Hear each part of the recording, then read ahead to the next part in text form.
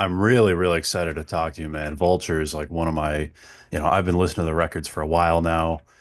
I think Sentinels is the band's best release Thank by you. far.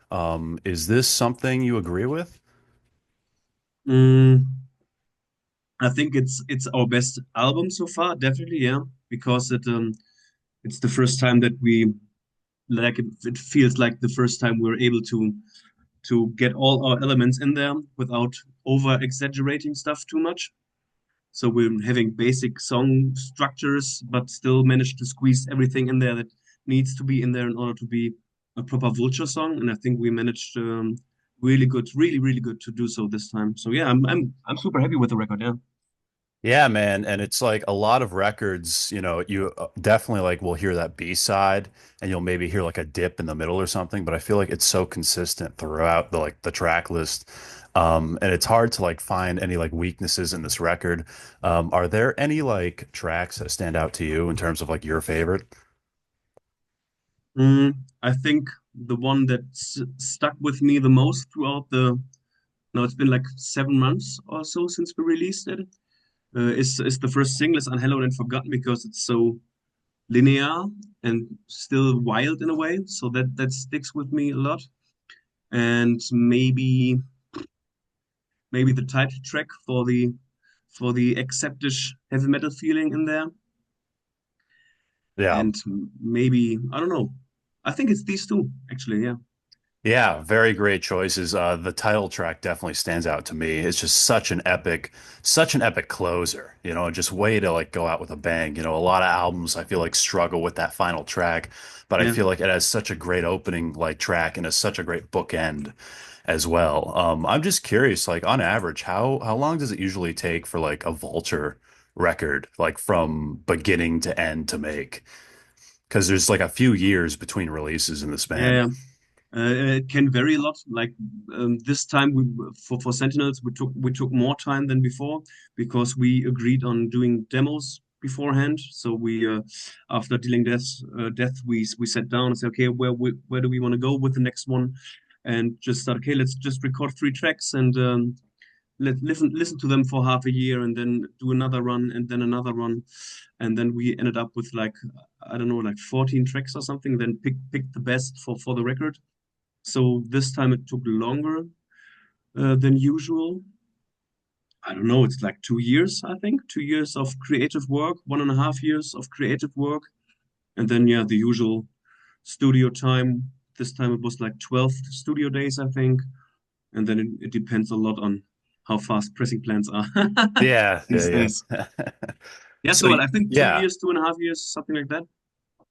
that's really interesting, and I find it really cool how so you write the songs and you kind of just sit on them for a while and just like Yeah. over Yeah, we time. learned that the hard way. Like with the Ghastly Waves, it was like we wrote them and like 2 months later we record them, and then after that, like a year later, we noticed, oh, this was not the way this album was supposed to sound like. And then we said, no, let's take the time, let the songs sink in, and give them the test through time and see if they can pass it. And this is something that I think will never change for now because it worked really, really good. Yeah, oh, for sure, man. And um I'm just curious, what does that creative chemistry look like between like members when like putting together riffs and stuff? Like, do you guys all meet together? Do you guys like just bounce riffs off each other? Like, what does that look like? Yeah, most of it is happening in here. It's me in front of my computer with my guitar and writing riffs, noting them down, recording them. Then we exchange stuff and discuss stuff, and then I might have another idea, and then Andreas might have a cool idea for a title or even a lyric, and then yeah, everything because we're living far apart from each other. It's like 2 hours to the one member, 2 hours to the other one, 3 hours to the drummer. So we rely on each other to work from home a lot, and that's yeah. So most of the stuff is happening from home. I don't think that we're able to write music in the rehearsal space like so many bands do. Like go in there and then they flick the switch and say, now we're creative, and now we're gonna write stuff. I can't do this. Like mostly at work, I have the best ideas, and then I hum them in my phone, and then uh, I think creativity is, if you feel creative, be creative right away and don't wait like 2 months to for the next rehearsal or something. But in March, we're gonna have the very, very first creative Vulture rehearsal. We just want to try it out after 10 years Cool. now. Maybe, uh, maybe it works now, but I don't think so. Only took 10 years, you know? Yeah, it took 10 years. That yeah, that man, that's like so interesting. So I assume you use like Pro Tools or something, or you have like your own setup here you use to record. Yeah, Yeah. absolutely. It's exactly like that. And then yeah, we do the demos ourselves. During Corona, I tried to dig a bit into the recording and mixing thing, and it's super enjoyable for me. I like it a lot. So yeah, I'm happy to do it. I'm yeah, sitting here Yeah. recording, tracking the eye tracks. Amazing. Yeah, that's the life, man. Now you were talking about, I found it so funny because like I've done that before where like I'm not really like a musician really, but like I've thought of a riff in my head. I'm like, oh my God, I gotta hum this and send it to someone, you know, and then I send it to them and they're like, what the fuck did you just send me, man? You know? Uh have any of the like the riffs on Sentinels started as like a hum that you know? Yeah, yeah, Yeah. many of them. What I are a sent them couple to my off the top girlfriend. of your head? She's used to getting them. She's not even reacting to it. It's just okay. It's one of these. Yeah, yeah. Thought it'd be like a Yeah, it's date like night, if you have a but melody or something in your head, just hum it in there, and later you can grab the guitar and are there any like songs off the top of your head that you can like tell me that like were are mainly just like hums that they like started out as? yeah, it's just like basic riffs or basic Yeah. melodies that I hum in there, and all the hard work is happening in front of the desk, behind the desk. But Yeah. I can't point at one riff or one melody or something and say this was that one situation where it was in the kitchen or something. No, I'm sorry, They too all too must just far away, evolve. too far Yeah. away. Makes sense. And they must change and you might like tweak them over time to the point where you're like, you Yeah, can't. definitely. Yeah, yeah. Yeah, For sure. So you were talking about like being a little more like hands-on with production and like getting into that a little bit. In terms of like the production for Vulture, especially for like the whole discography, like how hands-on has the band been for production? in what do you mean? Like hands-on in production, like do you just have someone mix and master it and you don't really touch it? Or like do you want to have like more of a say and do you sit Oh, I behind the see. I board see. I see. and yeah, Yeah, that differed a lot throughout the last years. okay. We had with Victim, everything was the first mix was perfect right away, and with Guillotine it took a while. And um, no, we were always recording with the Hellforge studio, and Marco, the guy behind the studio, knows perfectly how to capture the sound that we we we need, and he's doing it in a very authentic way. And I think for Sentinels, we there were maybe some communication things that were hard to handle, meaning different things with the same words. And Okay. then we had, for example, one session where we sat at the studio together and mix stuff. But other than that, we just track it and then leave it to the producer in order to make it complete. Yeah, yeah, that makes a lot of sense. I feel like the production on Sentinels is like the best of the band so far, Yeah, you know. definitely for And I me. was just so curious how much of a hand you guys had at that. But your producer is excellent. Like Yeah, really he is. captures the band sound so well. Yeah, I heard somewhere, and you can confirm this, like read all the criticisms and like look at comments and stuff. yeah, I'm just curious, have there been any like comments that you've actually like taken to heart and has like actually affected the songwriting? yeah. Beforehand, yeah, definitely. There were like comments that like maybe triggered something inside me that I was already feeling too. Like for example, going back to Ghastly Waves again, where everything is way too complicated, well,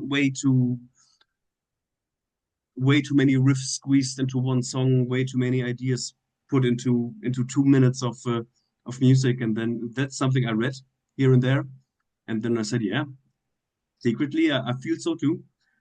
So this is definitely something, but it's not like that I'm. It's not that there are many like harsh comments or like negative I didn't criticisms. see any. Yeah. Yeah, not that much. And if there are, it's always the same. It's people not getting the style of vocals, and it's people disliking the guitar tone because it's obviously not modern at all. That's the two things I'm reading. If there's negative stuff, but there is also a lot of great stuff that I'm very happy to read. I'm just curious. You work on a record for like 3 years, 2.5 years, and then it's finally out. So of course I want to get all the feedback and I want to read what people think of it. I don't get For people that sure. don't do it. Yeah, I agree 100%. And it's actually like really great to hear. And I wish more bands did that because they kind of just put out a release and just cut their whole fan base out, and Yeah, say, I don't want to hear anything you have to say. This is yeah, it. Enjoy it or get out, where it's really, yeah, really great to yeah, hear that. And it's cool that it actually has affected like the songwriting and you've taken some criticism to heart. yeah. Of I course, of course. totally know what you mean about the density of that record, but I actually quite enjoy that element. Yeah, Um, I don't know. That I find that really really cool now. We're talking about originality. You were talking about kind of that criticism with guitar tone and stuff. I know there's a lot of thrash bands today that the whole like, image and stuff is like we're just bringing back the 80s. That's Mm. it. That's all we're doing. How important is like originality to you in terms of like the music of Vulture? It's it's very important. It's if you play a music that had its peak 40 years ago, um, it's obvious that you can't reinvent the whole thing and still play it. Yeah. So of course, if you listen to Vulture, there is bands coming into your mind saying, okay, this gives me like the vocals give me Paul Bailoff vibes, the tone gives me this or whatsoever. But I think it should always be the goal to not be able to listen to a record and say, oh, this riff is Exodus, this riff is Slayer, this riff is Dark Angel. And I'm if I'm listening to new music, especially in the fresh style. I get that a lot. I've heard this before. Oh, I get this. They got this idea from there, and I think it doesn't take too much creativity to I don't know to change things like Yeah. at least a little bit and find your own little niche. And it doesn't have to be like a huge thing, but just like few elements of your song or your songwriting where you can really say, oh, this is what this band sounds like. And I think it's very important.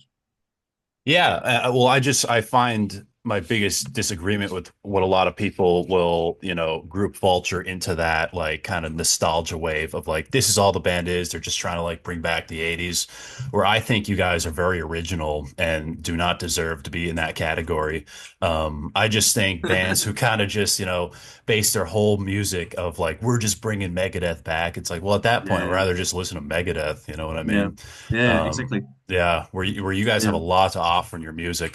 Now, you guys have had a vinyl release with Sentinels, and I think it sounds fantastic. I own it myself.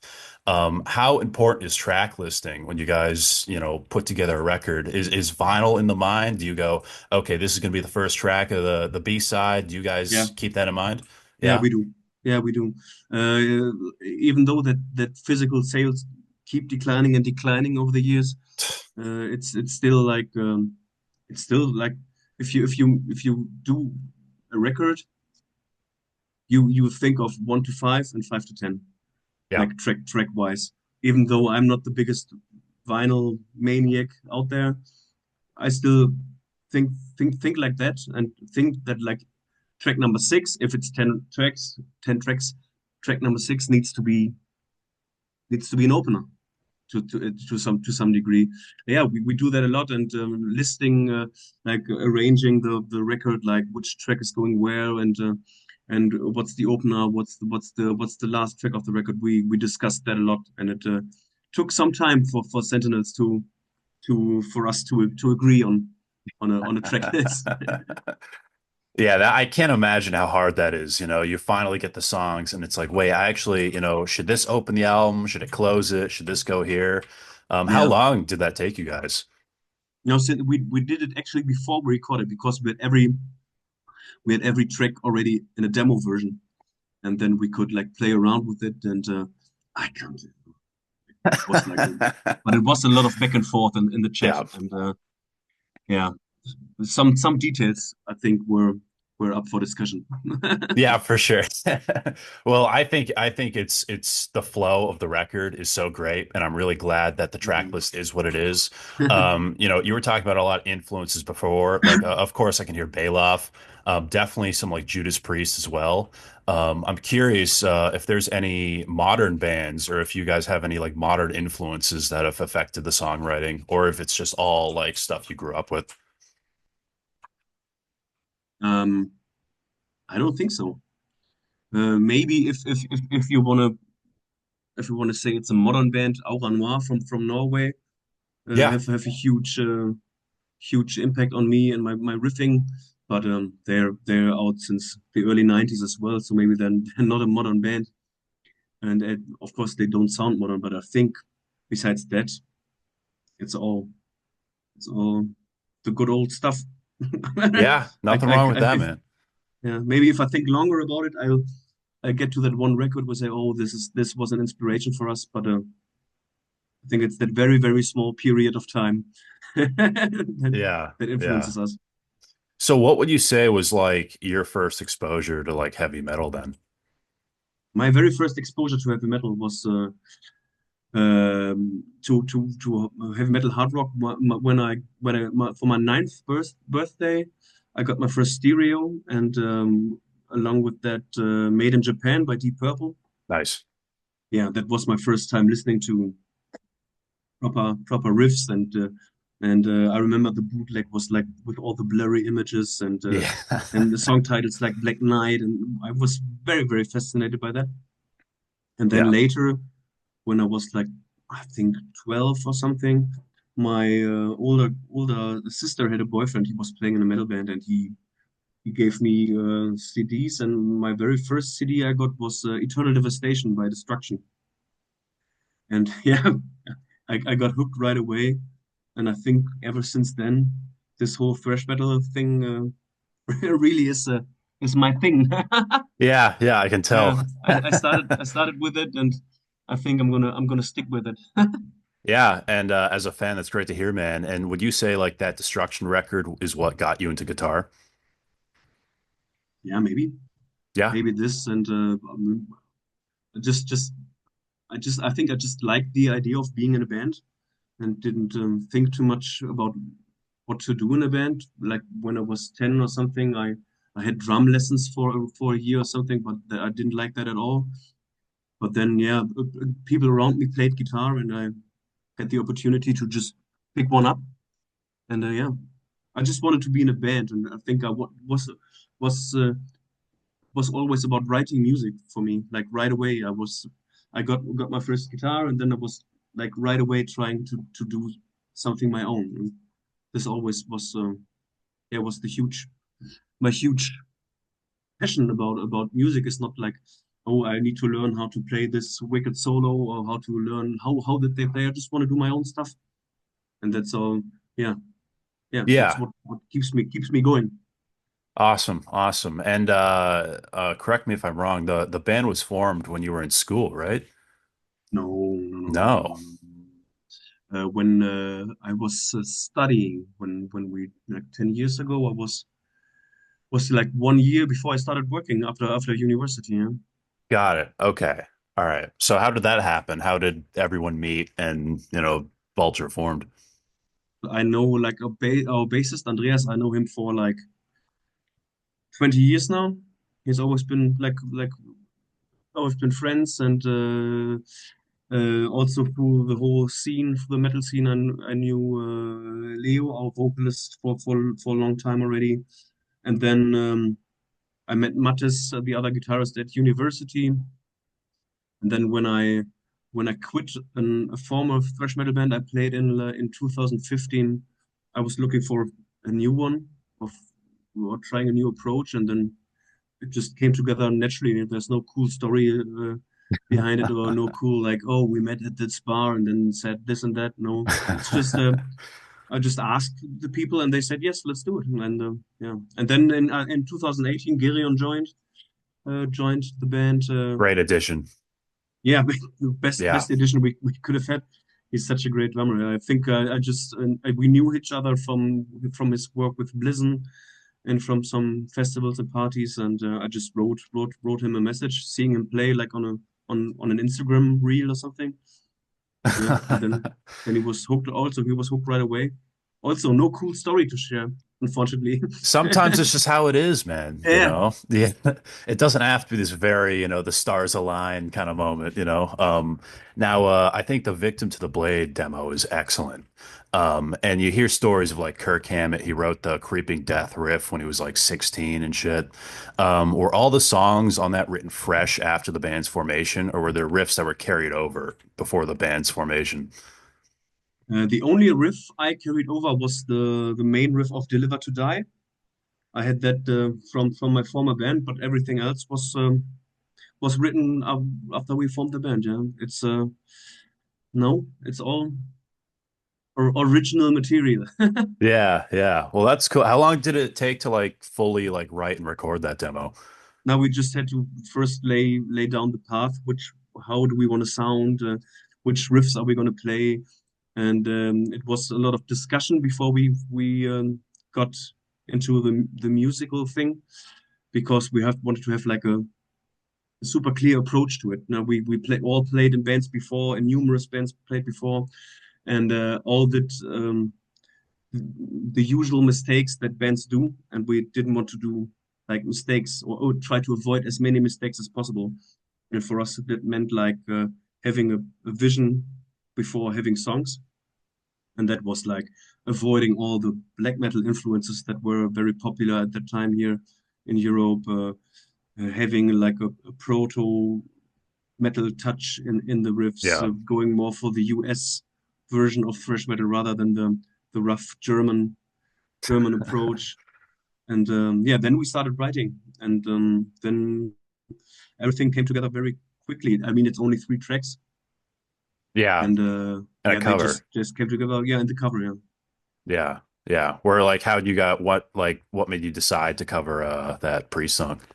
yeah, it was especially exactly this proto metal thing. Like, let's show them. Let's show Yeah, them that it got only it. takes a little tweak to make Judas Priest be brutal thrash metal in some way. So that we wanted to just show our approach by doing it obvious. It translates so well. It really Yeah, it does. does. It does. Yeah. Yeah. Yeah. Do you remember Vulture's first gig? Yeah, of course. I do. It was amazing. It was a very infamous festival here in Germany called Raging Death Date. It was your And first they, gig, festival. yeah, yeah. And it's been done by friends and guys from the scene. And it's in East Germany, and it's a very rough one. It's very wild, and yeah, it's definitely a festival you'll remember when you've been there. Yeah. And yeah, we just played the demo. We played the 4 tracks, and that was it. And yeah, it was amazing. It was a very cool first approach and a very warm welcome. And our drummer back then, we've all been drinking heavily, of course, and he played everything so fast, so much faster than we rehearsed and then we recorded. That was quite the task. But yeah, it was a very nice first gig. Yeah, yeah, and I think Guillotine is a great debut. How do you compare that record to Sentinels now that there's been like a lot of time between releases and the band I feel like has evolved so much? What do you feel like are the key differences between that and the newest release? The key difference right now is that we learned how to write proper songs without with having a structure and Uh-huh. back then we had like moments like we say let's no, we don't do the second chorus. We're gonna switch to something else. Let's fuck this. We had this wild approach, and now I re-listen to not especially maybe not Guillotine, but some other stuff we did.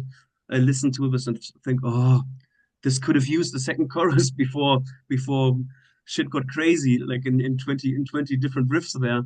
Uh, but part of the approach for Sentinels was to get back to where we started with Victim and the Guillotine, and have and combine this melodic and structured approach with the wildness and this magical feeling of the start of something new. We Yeah. we tried that, and I think we managed. So in one way, it's very different, and we evolved a lot. But in another way, it feels like, at least to me, it feels like coming home a bit. So there's also a lot of similarities to me. Yeah, yeah. I totally understand what you're saying, and you can definitely hear that. I do like the very sporadic songwriting though. But I think Sentinels has gotten to such a great point. And I really love just listening to the whole band's discography, you can see that evolution, and it's Yeah, really, really great to hear. I'm just curious, what made you step away from the drums, the kit after Guillotine? my abilities. It was just not enjoyable for me anymore. With the, I'm not living anywhere close to a drum kit, so I had to practice the stuff. Like for Guillotine, for example, I had to practice the stuff at my desk, air drumming, and then played the tracks for the first time when I got into the studio. And it was a lot of hard work for me to have it sound like that, and also for the producer to also make it sound like that a bit. And then I even though I like the way I sound on drums, I know my abilities and my boundaries, and we wanted to evolve and we wanted to do other stuff, and I just couldn't do it. So we searched for someone to join us, not only for live, but also for as a fifth member for the band. And yeah, it's a very good idea. Yeah, yeah, and I love your drumming, don't get me wrong, but it must have been extremely stressful to have to juggle all these roles, because Yeah, there's so much you have to do and there's so many moving parts in this band. I feel, yeah. especially with the songwriting. So in 2017, you guys got signed to Metal Blade Records, which is such an amazing label and must have been like just unreal to be signed by such a legendary record label. Was there a ton of pressure after being signed, or did it not really like phase you guys? No, it was a lot of pressure. I can only speak for me, but to me it felt like a lot of pressure, and that resulted in us doing Ghastly Ways and Better Graves, like saying we got to top everything. We take the guillotine and put it on 10, and more solos, more melodies, more riffs, more reverb, more of everything that we thought were our trademarks. And yeah, that was definitely also due to the pressure, at least I felt, by joining like a a big label. Yeah, Yeah, how trying to get free of this feeling now, and it's getting better and better. Yeah, so you still feel like, even for Sentinels, you still had like a little pressure. Yeah, I do. Yeah, I have it all the time. It, it's just the way I am, but I'm trying to work on it and say I want to. We're doing new tracks right now, and I'm awesome. just focusing on writing music that I'd listen to as a fan, and feels amazing not to think about, oh, how could this work out, and what would he say to this, or what would this person think about this. Just writing music I'd like to hear. Uh, because if you compare, if we want to, we had the originality topic earlier, but if you listen to our influences, like Exodus, like Slayer, Dark Angel, you name them, all these bands, and then you compare it to, I don't know, Ghastly Waves or the Guillotine, you will hear a lot of differences, and not only in a good way, also in a way where like there is a verse and the singer is singing. Why do I have to do this on guitar all the time? Nobody's able to hear it. I'm just sweating and have to watch my fretboard all the time. Why don't I just play something simple to know? And that's something I learned throughout the years that it doesn't have to be the biggest riff ever for every riff, or the most, I don't know, the most technical approach to. No, it just has to sound good and feel good, and yeah, Yeah, yeah. I Just noticed that. because your fingers hurt doesn't mean it's good. You know what I mean? Yeah, Like exactly, it's exactly. the songwriting definitely, and there's so Yeah. many elements of that. I find that really interesting in with especially with Metal Blade Records and stuff. And you're talking about also working on new material. Um, how soon did you start like thinking of the next record after Sentinels? I always feel creative in some way, so I always have a folder here with tons of riffs in there. And then when Sentinels got out, I think a few months later, I started writing actual tracks, and then we did a first demo already Nice. uh, in last year. But we also noticed that we are, of course, also getting older, and there is other responsibilities in life rather than having a party weekend every weekend. So we're slowing things down a bit, and we have two other tracks prepared for the creative rehearsal in March, and then we'll see from there how things will go and how soon we'll be able to, or how soon we also want to do another record, because it's record four already. Uh, might also be a good idea to slow things down a bit. Yeah, yeah. Now, I'm curious what your vision is for the next album. Do you kind of just like, is it all like, it just comes together naturally, or do you have like a view of like, okay, we're gonna make this one more proggy, we're gonna do more with this, we're gonna put more synth in this, we're gonna experiment more with this one, or is it just all very natural? For the I think most of it is very natural, but what I noticed with all the stuff I'm writing right now is that it's way simpler Okay. and way, but therefore way more energetic. And I think I don't know if I want to compare it to something, but I think it might, if this path continues, it might be our most straightforward threshing record, without, of course, without losing the trademarks that we have, but maybe the simplest, most energetic, and most written the most with fan ears rather than musician ears. Interesting, interesting. Now, I do want to say like something I really do like of and I loved a lot of the stripped down stuff. I love all of it. I do also like a lot of the theatrical elements because I think Yeah, that's something that's been lost in thrash metal. And I yeah, think definitely. actually really fits with the music, especially with the female vocals you had on Sentinels. I thought was so cool and haunting. A lot of the synth you've used in the past. Is this something you've thought about maybe leaning more on in the future, or are you looking for a more stripped down approach going forward? No, I think there'll definitely be at least two tracks on the next record that have these elements in there as well, like the huge melodies and the synths, Yeah, and maybe again female vocals. I don't know, but we'll always stick to that. We have a huge Merciful Fate influence, and this will not go away. And so far, there isn't anything that. Although, there is one thing we have started that might go into this niche a bit, but interesting. I think there'll definitely be, because we like it, and we know it's also part of what people think is Vulture, and yeah, definitely we'll not lose that. Well, it's really, really great to hear as a fan, and I'm really happy with Sentinels. I think it's a great album. I cannot wait to see the future of this band. Every release, I think, has been extremely solid.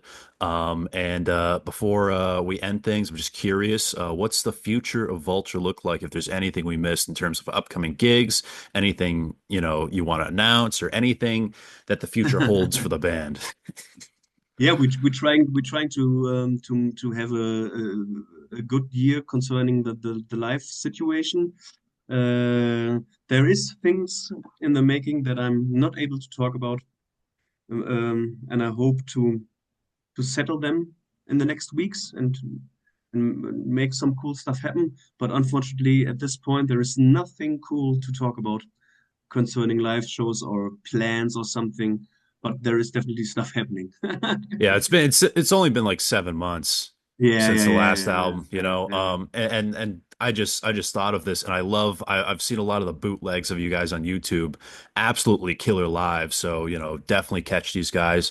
I'm just curious, have you guys thought about potentially doing like a live record in the band's future? Has that been talked about at all, or are you just kind of like working creatively on the riffs and studio stuff? I don't know. I personally, I don't like live records. Interesting. I love Unleashed in the East and I love Made in Japan. Yeah. But I think other than that there isn't many. Maybe the Sodom one, but there for thrash metal live records these days, I don't think so. And I also you have to think like with I said it already with the declining sales and stuff. You have to be able to sell that idea also too. And no, I don't think so.